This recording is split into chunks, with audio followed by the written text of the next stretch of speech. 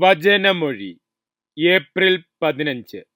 വചനഭാഗം ഹെബ്രായർ 5:1-10, യോഹന്നാന്റെ സുവിശേഷം 12:20-26. വിശുദ്ധ യോഹന്നാൻ അറിയിച്ച നമ്മുടെ കർത്താവ് ഈശോ മിശിഹായുടെ പരിശുദ്ധ സുവിശേഷം. തിരുനാളിൽ ആരാധിക്കാൻ വന്നവരിൽ ഏതാനും ഗ്രീക്കുകാരുമുണ്ടായിരുന്നു. ഇവർ ഗലീലിയയിലെ ബേത്സയിദായിൽ നിന്നുള്ള ഫിലിപ്പോസിന്റെ അടുക്കൽ ചെന്ന് പറഞ്ഞു, പ്രഭോ, ഞങ്ങൾ ഈശോയെ കാണാൻ ആഗ്രഹിക്കുന്നു.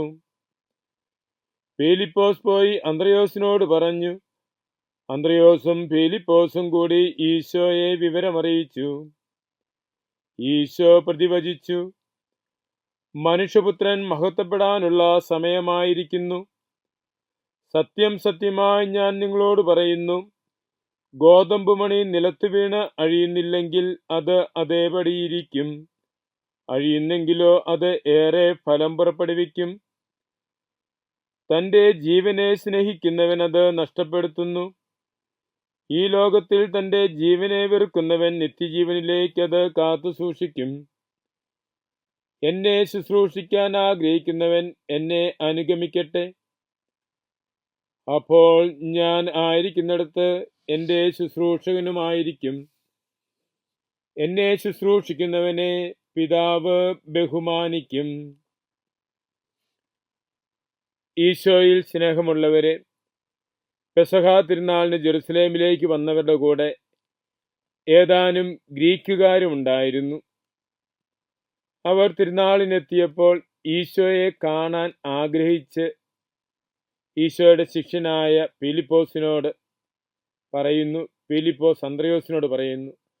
രണ്ടുപേരും ബേത്സയിദായിൽ നിന്നുള്ളവരാണ്. ബേത്സയിദ ഗ്രീക്കുകാർ ധാരാളം വസിച്ചിരുന്നൊരു സ്ഥലം കൂടിയാണ്. അതുകൊണ്ടായിരിക്കും ഗ്രീക്കുകാർ വന്ന് ഈ അപ്പസ്തോലന്മാരോട് പറയുന്നു. അവർ ചെന്ന് ഈശോയെ വിവരമറിയിക്കുന്നു. അങ്ങനെ ഗ്രീക്കുകാരും ഈശോയെ അന്വേഷിച്ചു വന്നപ്പോൾ ഈശോ പറയുന്നു, മനുഷ്യപുത്രൻ മഹത്വപ്പെടാനുള്ള സമയമായിരിക്കുന്നു.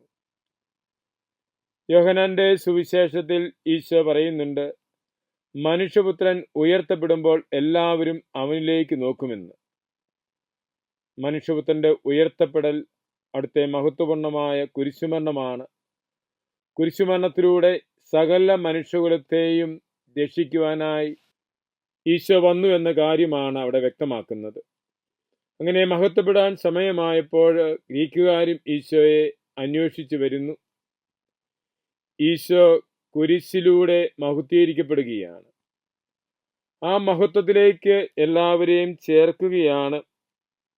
തൻ്റെ കുരിശുമരണത്തെ ഒരു ഗോതമ്പ് മണി നിലത്ത് വീണ് അഴിയുന്നതിനോട് ഈശോ ഉപമപ്പെടുത്തുകയാണ്. ഗോതമ്പ് മണി നിലത്ത് വീണ് അഴിയുന്നതിലൂടെയാണ് പുതിയ ഒരു ഗോതമ്പ് ചെടി ഉണ്ടാകുന്നത്. ആ ഗോതമ്പ് ചെടിയിൽ ധാരാളം ഗോതമ്പ് മണികൾ ഉണ്ടാകുന്നു. പുതുജീവൻ നൽകുന്നതിനു വേണ്ടി തന്നെ സമർപ്പിക്കുന്നതിനെ കുറിച്ചാണ് ഈശോ പറയുന്നത്. ഗോതമ്പ് മണി നിലത്ത് വീണ് അഴിയുന്നത് പോലെ തൻ്റെ കുരിശുമരണത്തിലൂടെ മിശിഹ സ്വയം അഴിയുകയും സ്വയം സമർപ്പിക്കുകയും മഹത്വപൂർണമായ ഉത്ഥാനത്തിലൂടെ പുതുജീവൻ നൽകുകയും ചെയ്യുന്നു. മിശിഹായുടെ പീഡാനുഭവത്തിലും കുരിശുമരണത്തിലും പങ്കാളികളായിക്കൊണ്ട് പുതുജീവനിലേക്ക് പ്രവേശിക്കുവാനുള്ള ആഹ്വാനമാണ് തിരുവചനം നൽകുന്നത്. വിശുദ്ധവാര തിരുക്കർമ്മങ്ങളിൽ പങ്കെടുത്തുകൊണ്ട് സ്വയം അഴിയുന്നതിന് തയ്യാറാകുകയും സ്വയം വിട്ടു നൽകുന്നതിന് തയ്യാറാകുകയും മിശിഹായോടുകൂടി മഹത്വപൂർണമായ ഉത്ഥാനത്തിൽ പങ്കാളികളാകുവാൻ നമ്മുടെ ആത്മശരീരങ്ങളെ ഒരുക്കുകയും ചെയ്യാം. മിശിഹ നമ്മെ അനുഗ്രഹിക്കട്ടെ. ആമേൻ.